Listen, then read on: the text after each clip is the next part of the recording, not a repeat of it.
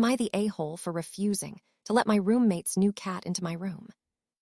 I am a 25-year-old female and I share a 2-bedroom apartment with a guy I found through a mutual friend. We have lived together for almost a year, and for the most part, it has been easy. We have separate shelves, a chore chart, and there is no awkwardness about guests or money. We are not best friends, but we will sit around after work and talk about our day sometimes. It has worked out well. A couple of weeks ago, he adopted a cat. It was totally out of nowhere. I came home and saw this tiny gray cat sitting on the windowsill. I did not make a huge deal out of it and said something like, "Oh, so we are a cat household now." He laughed and explained that he had meant to tell me, but it was kind of a spur-of-the-moment adoption, and he thought it would not be a big deal since I seem like a cat person. He is right. I do like cats. However, I was not planning to live with one. My room is my personal space. I keep my door open a lot because I enjoy airflow, and I have a mechanical keyboard that I do not want fur getting into, some sweaters hanging up I am particular about folding, and a throw blanket I have had since my freshman year that is basically falling apart, but I am emotionally attached to it. I asked him nicely to make sure the cat stayed out of my room. He assured me, of course. A few days later, I came home from the gym and discovered the cat curled up on my bed with my door wide open. He had vacuumed and explained that he left the door open to air out the room. I reminded him about the boundary I had set, and he kind of laughed and said, "She just wanted to nap. You really do not have to be that particular. It is just a cat." Since then, I have been a little less social. I am not intentionally being mean. I am just feeling more closed off. I have been keeping my door shut and eating in my room more. He told a mutual friend that I have been acting like a landlord and that I am creating tension. He also now leaves little passive-aggressive sticky notes that say things like, "Door stayed closed today," or "No fur shed in the hallway, crisis averted." Maybe I am being uptight. I know that people have different levels of comfort with pets, and perhaps I come off as rigid to him. However, I did not ask for a pet, I did not even get a vote, and I feel like I am being punished for simply trying to keep one space to myself. Am I the a-hole for standing firm on not wanting a cat in my room? Not the a-hole. Totally out of nowhere. That is not how things work when you have a roommate. As far as I am concerned, you can be as unreasonable about this animal as you choose to be, as you did not sign up for this. He meant to tell me. That word is still not asked. Am I the a-hole for removing all phone tracking from my parents, who keep using it to see my location for non-emergencies? Here is the situation. I'm a 24-year-old female, married, and living in a different state than my parents. I have had the Find My Friends application on my iPhone since I received my first phone at 12 years old, which my parents set up.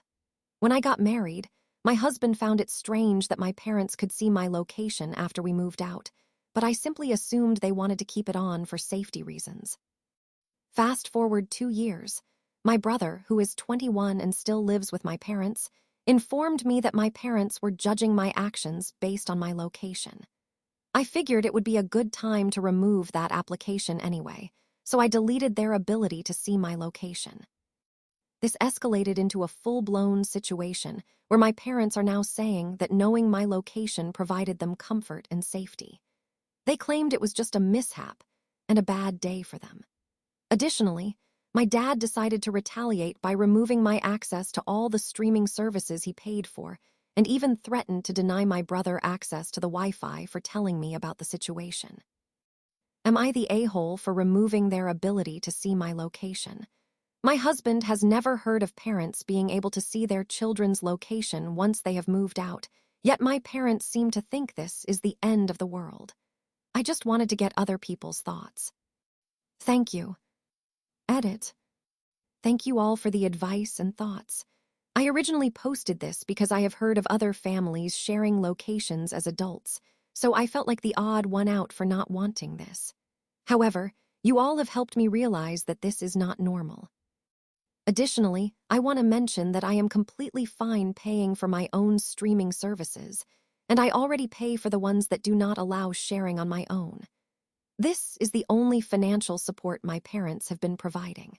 I brought it up as a point regarding their reaction to help provide context for the situation. Not the a-hole. even when you were under the impression that the tracking feature would only be used for strictly safety-related reasons. You had every right to stop using it, because you are an adult with the right to make your own choices. Once it became clear that your parents were using the application to judge your life, any remaining reason you may have had to keep it switched on went out of the window. Keep it as it is and do not look back. Am I the a-hole? My husband woke me up in the middle of the night because of a dream. My husband is a bit of a drama queen. He is needy when he gets sick, very in touch with his feelings and communicative. I love him, but sometimes he is a bit much. Last week, I contracted COVID-19. I was in bed for 4 days, and he slept in the spare room to minimize exposure. Last night, he slept in bed with me for the second night since I got better. At 1:00 a.m., he rolled out of bed onto the floor, moaning loudly. I thought he was having a heart attack. He got up and walked into the bathroom and then fell to the floor.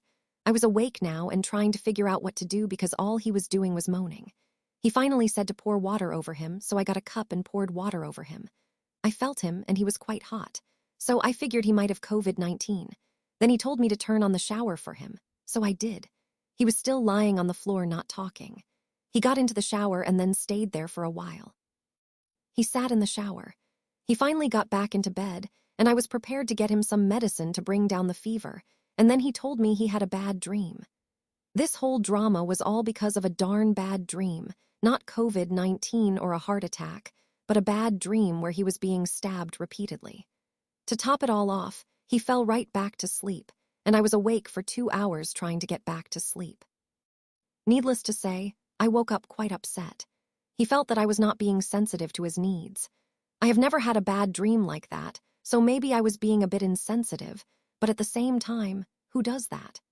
Who wakes their spouse up in a panic without communicating, and then disregards their sleeping spouse and hops back into bed as if it were no big deal, and then gets their feelings hurt because I am tired and irritated? A little backstory. My father is a narcissist and frequently did things like this to my mother and us. He would lie down in the middle of the hallway when he was sick and make us walk over him while he moaned in agony. He would throw temper tantrums because he was not the center of attention, or he would have angry outbursts and throw things. I had a little post-traumatic stress disorder flashback because of what my husband did last night. I am an officially diagnosed person with post-traumatic stress disorder, caused during my childhood by my father, and I have participated in eye movement desensitization and reprocessing therapy. I also take prescription medicine and melatonin to help me sleep and stay asleep, so sleep is an important commodity in my world. We have been together for 3 years and married for 2. This is not our first marriage. We are in our 50s and have grown children. None of my other relationships had random nightmare drama, so am I the a-hole?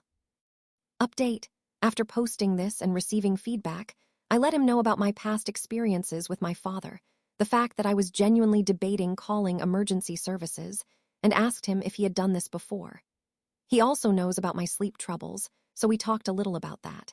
He and I really do have a great relationship. I love him. I just did not know how to respond to this because it has never happened to me before, and I was extremely tired this morning.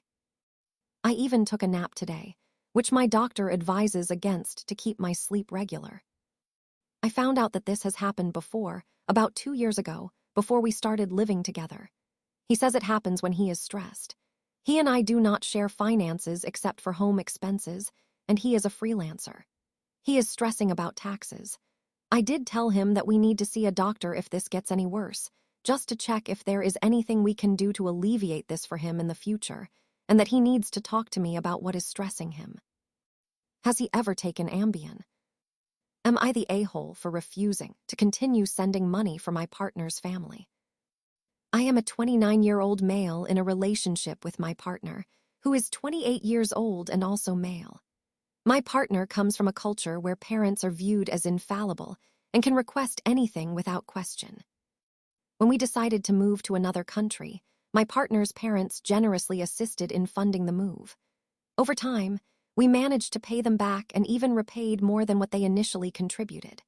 My partner's mother regularly requests money for various things such as bills, office trips, or even luxury items like a new iPhone. This started as small, occasional requests, but it has been ongoing for 3 years now.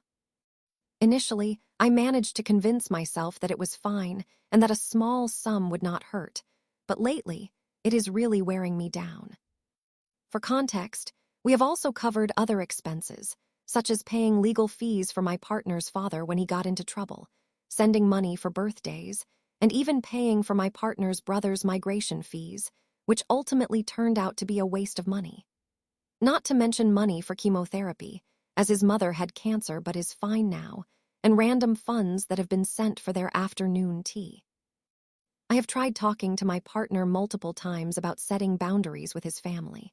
I have explained that this constant financial support is draining, and that if we continue this way, his dreams of purchasing a new car or a house will not be possible. He keeps telling me that he has dreams, which I sometimes struggle with, especially when it turns into a rant about how the cost of living has been getting worse. I have suggested that he have a conversation with his mother to set some limits on how often they ask for money. However, he refuses to do this and says that I am in the wrong, insisting that we should separate our finances. Am I in the wrong for refusing to keep sending money to his family? Not the a-hole. The original poster wrote, "He refuses to do this and says that I am in the wrong, that we should separate our finances." Yes, definitely separate your finances, even if you two are going to remain a couple. But do not start paying more than your fair share of living expenses, entertainment, etc. This is on him. I hate to be an extremist, but if your partner always puts his parents first, then you may want to rethink this relationship. What if they tell him that he must break up with you because you are the barrier between them and his financial support? Just please take into consideration how you want your life with him to be today, next month, next year. Will it always be a sore spot between the two of you? I am not in favor of a child being a source of a parent's retirement plan. However, if your partner is going to send money, in my opinion, he should only send a set amount each month and nothing more. His parents can budget like everybody else. Does your partner's brother or siblings work and also contribute to their parents? Do his parents work? Good luck with all of this. Sadly, unfortunately, I have seen this mess far too many times with one partner insisting on supporting the family due to cultural norms to the detriment of their own relationship.